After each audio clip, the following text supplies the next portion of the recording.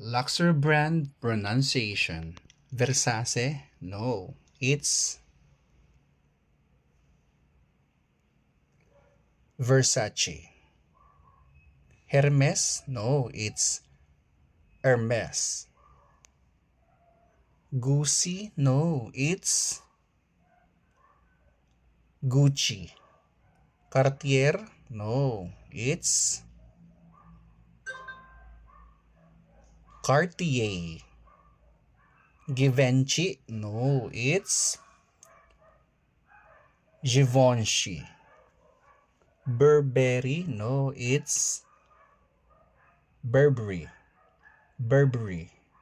Christian Dior? No, it's